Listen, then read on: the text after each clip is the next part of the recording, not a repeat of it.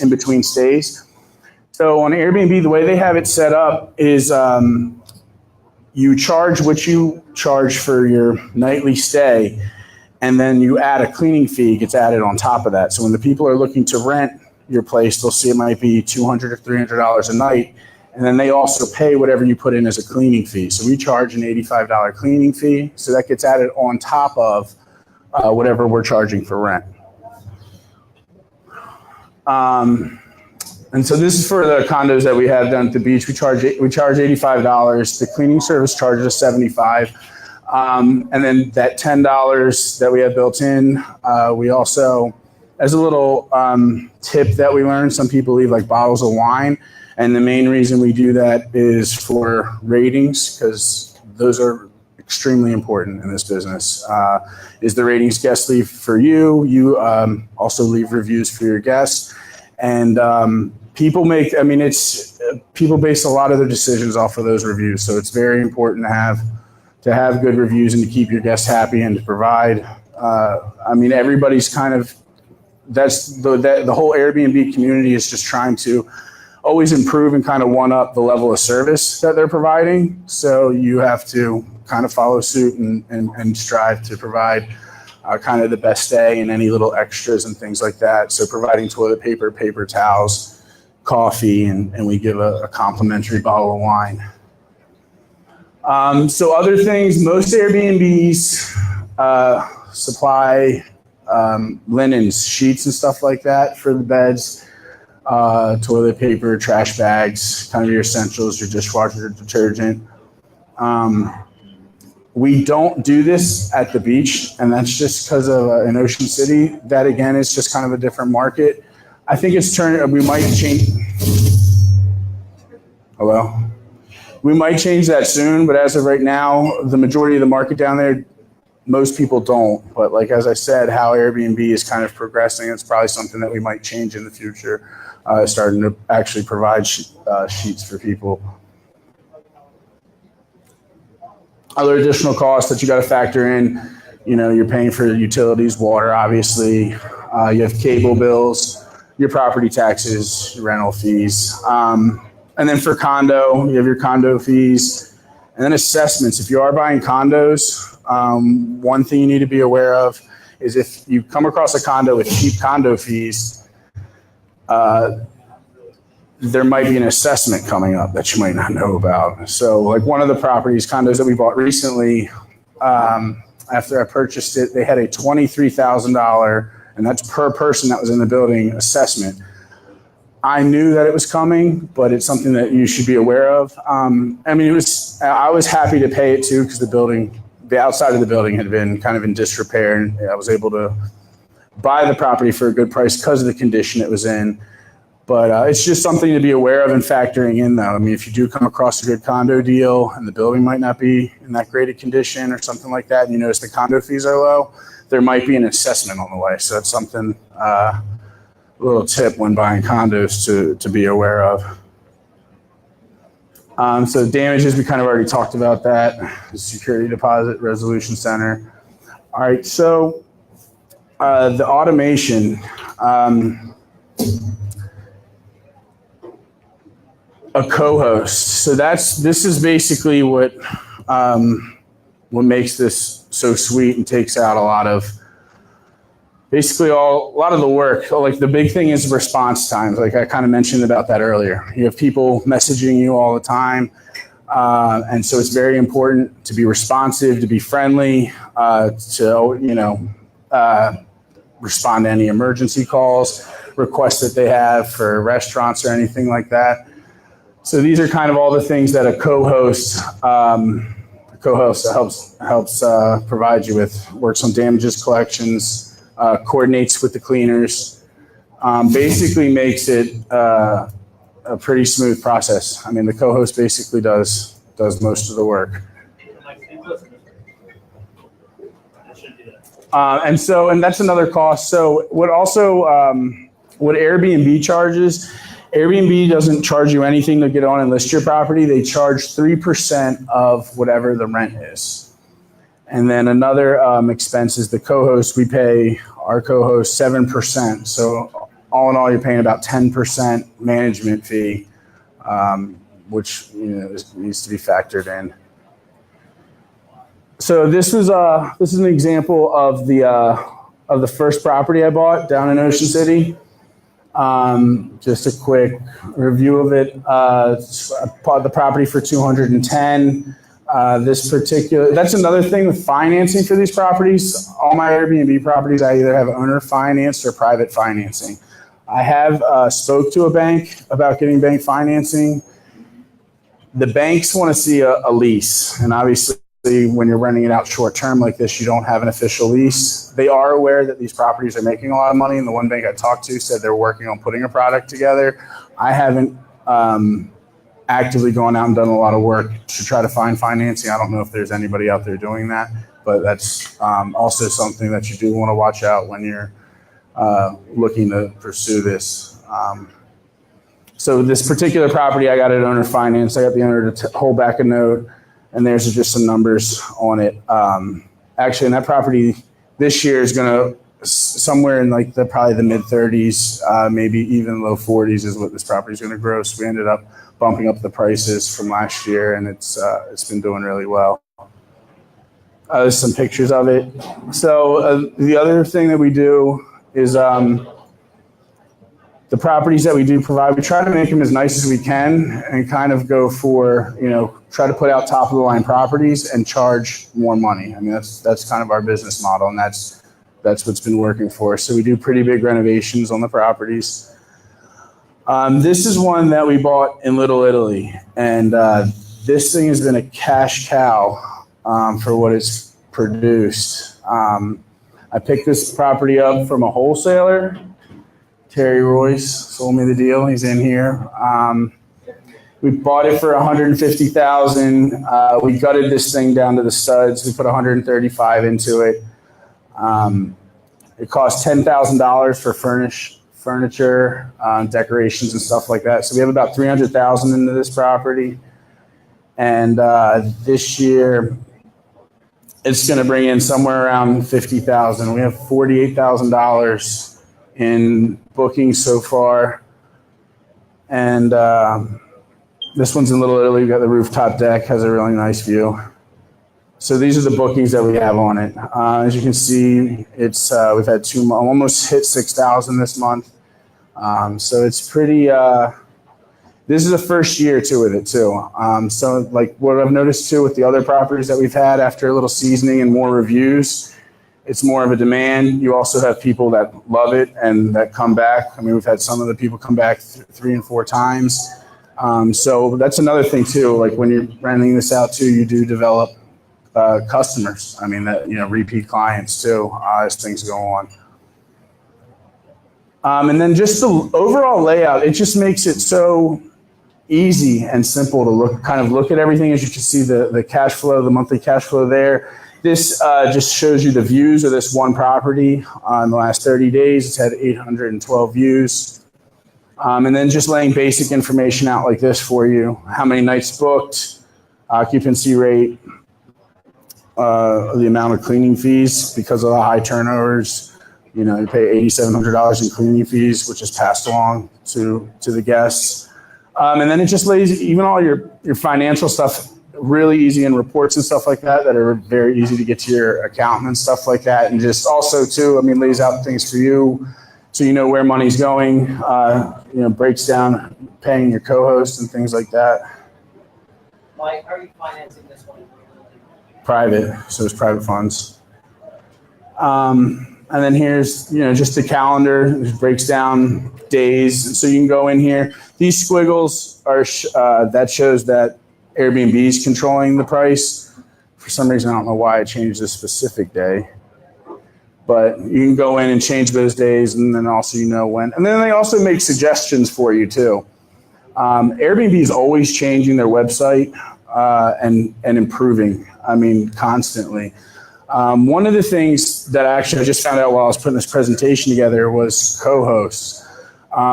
So they used to promote co-hosts on here. Like, so if you hired somebody and you were getting really good reviews, then they would promote your co-host to other people, like if they were looking for it. For some reason, they got rid of that feature. I don't know why. They also had it too, where they would pay your co-host directly, and you could even send like your co-host to pay the maid too. Like they changed all that though. I really don't know why they changed the co-host thing though. Advertising other people, I don't know what. They must have got in trouble or something. But all right, so when I first started off, like I said, I bought that first one just because I wanted a vacation property, and I was just kind of hoping it would break even and pay for itself. But if you want to go and actually do homework and buy these things and know what you're doing and identify the correct areas, this is basically the only source that I found. You have to pay for it. It's kind of expensive. They just changed their fees. You have to pay per market. I think it's actually $100 a month, and it's called AirDNA. And it just has a lot of cool information. I mean, this website is basically dedicated to tracking. It's like the MRIS for Airbnb. Gives you your comps and stuff like that. So this is a snapshot of the Baltimore market. Right now, you currently have almost 1,500 listings. Again, that's that map of, you can see the increase. Another thing you can see over here on the side, so this is like a good thing to do, is it's supposed to say top properties. And so it'll give you the 10 top properties, the best in the market. And those are the ones you want to go look at, because what you'll find out on most people on Airbnb are just people that own their houses and are looking to rent it and make like side money here and there on the weekend. You don't have too many people yet kind of doing what we're doing, which is going out specifically and buying these properties and renovating them just for Airbnb and trying to rent them out as much as possible. I mean, that's something that's kind of new, that's kind of catching on. And I think the main reason was you just couldn't, you had really no idea what they were going to make. So when I kind of bought a lot of these, it was just kind of like sitting back and waiting. And now after a couple of years, we're seeing the numbers come true. But this is our, actually I found out just when I was putting this together though, our place in Little Italy just ranked in top 10 places, in the top 10 4-bedroom places in Baltimore. And then one of the condos we have is number 5 down in Ocean City for 2 bedrooms. Yes. How are they set up differently than standard rentals as far as beds and bathrooms and kitchen layouts? Is there really much difference? Yeah. So actually, I have to. So like up here, like this. So this is like the top level of the place in Little Italy, and just how we laid it out, kind of looking like a hotel room. That was the biggest thing. When we did this house, we turned the basement into a bedroom. We maximized the space as far as laying out beds. So, you typically wouldn't go into a house and kind of see, 2 beds upstairs or something like that. It had been a living room or just a single bedroom. So yeah, maximizing bedroom space.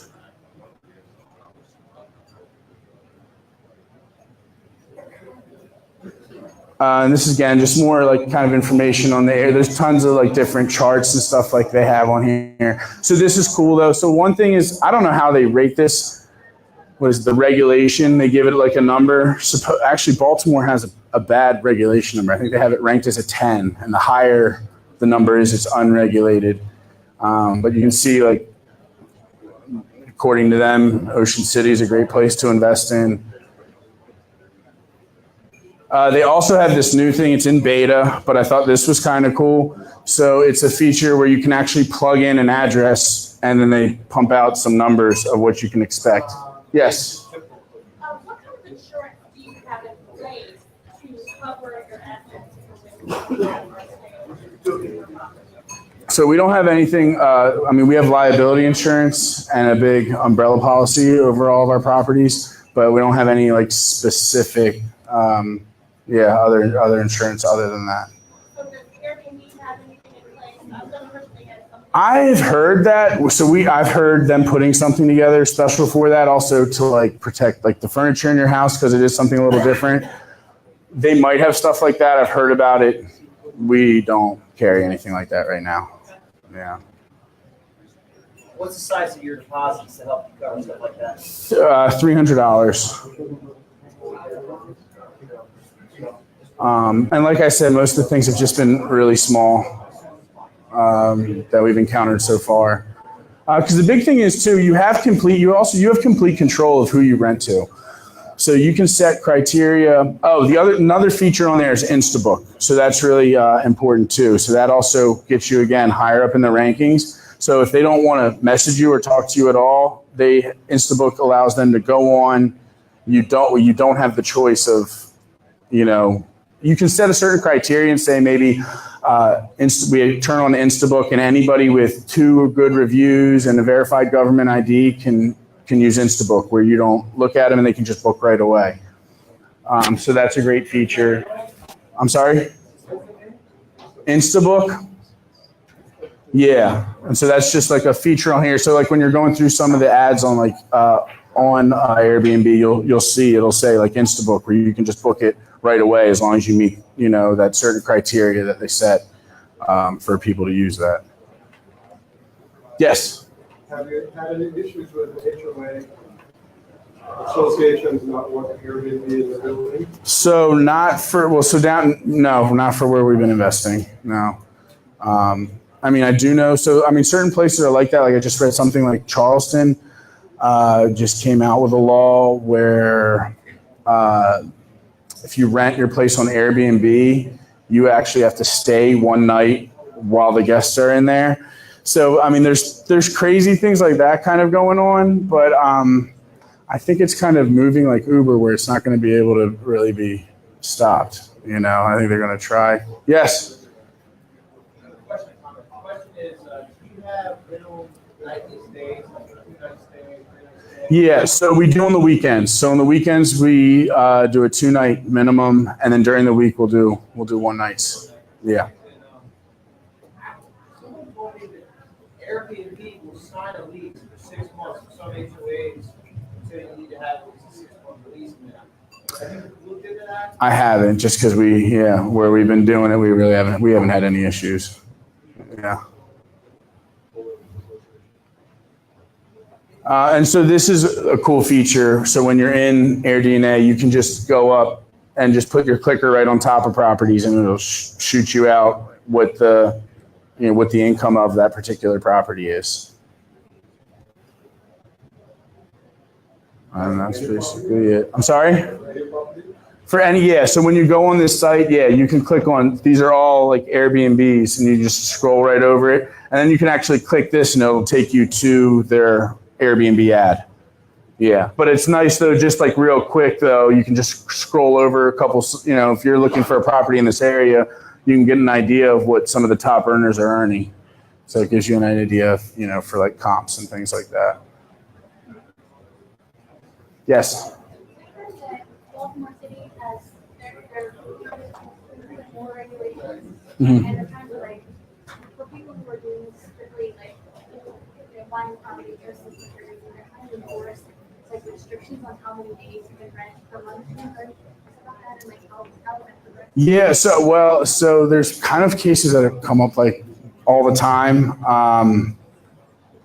Because the hotels are trying to fight it. It is making a significant impact in the hotel industry. So I think they're going to keep fighting it until it reaches a certain point, where it just kind of is too big to fight it. But so far we haven't been affected, by anything yet. Any other questions? Yes. Yeah. So I found my own, and before I found out last night that they stopped promoting co-hosts, so they kind of left it now up to you, where you kind of have to find your own It's really a shame, because it was nice how they had it set up. The co-host had references and had experience, and they made it pretty easy, but for some reason they took away that feature. Yes. If you're close enough, do you have to have a co-host? No. So that's more like I am just terrible at responding. Like being like on top of it, that would be a nightmare for me. I would be the worst type of person to do that. I would have terrible ratings. So I have a co-host that's very responsive, and then when you have a couple too, it becomes a full-time job for somebody. Yeah. Yes. You do any rental to corporate clients? Corporate clients. Yeah, rentals, Airbnbs, Yes. corporations. To corporations. Executives coming in. What we do, so yeah, I mean, it's usually, yeah, we have a lot of businessmen and business people coming through, especially, yeah, in Little Italy and stuff like that. Midweek, that's actually who a lot of our clients are. Yes. Can you talk a little bit more about the automated part of it, how to find the housekeeping or landscape maintenance, things like that? Well, so that's basically kind of like finding that is the super important part, is finding a good housekeeper that's responsive, that does a good job, that presents himself correctly. We haven't even had complaints about that. The best thing is references. Just kind of asking around. I mean, like I said before, Airbnb at least made it easy for the co-host, but as far as finding housekeeping and stuff like that, you just kind of got to ask around and test. And in the beginning, you'll find out really quick too, because people will let you know in the reviews. I mean, you'll see that anyway. Another thing too is when you start to do it like a business and you're turning these places over a lot and you have a lot of people in and out, you will come across some people that no matter how nice it is, will blow you up with a bad review. So one thing that we have learned though, if you do, we had 2 1-stars reviews, and they just were kind of wild with what the people were complaining about. And so Airbnb has a lot of rules in there. Like if they complain about certain things that don't pertain to the unit or that are out of your control, they will take that off. And so that's kind of a huge thing to know, because it seems like the end of the world when you get that bad review, but definitely call, complain about it. Hello? Complain about it, because that'll make a big difference. Anybody else? Stick around anyways for expert panel. Yeah. All right. Well, so if anybody also is interested in investing, we're looking to buy more properties, and like I said, we do it a lot with private funds. We're looking for a couple more investors right now. So if anybody has any interest to see if we'd be a good fit, shoot me an email or text or direct message me on Facebook, and we'll sit down and talk. Thanks, Mike. Mike, thanks. I'm just going to stick around as part of our expert panel that we do as our second segment every month. I want to talk about financing real quick related to Airbnb. I know he talked about he just uses private lenders, and I can't tell you that I have the exact answer of how to get financing for these projects, but I've been thinking about it. I was talking to Scott and a few other people. Obviously, the Fannie Mae route may be a good option. I think the Fannie Mae will right now for 5 investment properties or 4 investment properties in primary, whatever it is. So that's obviously an option. To buy some of these things, obviously you need to qualify with good credit and cash reserves, things like that. So that's obviously an option. A lot of the local banks that finance investment rental properties, they want to see leases in place and your property stabilized typically before they're going to the finances. That being said, depending on your criteria and credentials and experience, I'm sure, especially in a relationship with a local banker, I'm sure they'll put an outlet together. And obviously, private lenders, us as a hard money lender, we're happy to jump in on the front end to help you acquire these and put up purchase money and construction money, but our terms on it up to 12 months, so you would need an additional lot after that. Cool, so we're gonna do our expert panel. If you want, you can go to the bathroom and take a quick break, but we're gonna put this week, hey, Carrie Royce, wholesaler, is gonna go in this front right corner. Ian Horowitz talking about some rentals in the back right. And again, during these expert panels, any questions that you have, it's time to just ask whatever questions you have, things like that. Tony, you want to go in the back left? Tony Karlajek from Hard Money Bankers, and then Mike's going to stick around for additional questions related to Airbnb. Mike, you want to just shoot, I don't know, maybe around this area, like right where you were earlier, and then Scott Freitag from Eastern Savings Bank, related to long-term financing for rental properties. Ian Center. So cool. So feel free to take a break. Any questions that you have related to these guys, they're experts in this particular field. So wholesaler up here, Airbnb, rental properties, rental financing, money lending.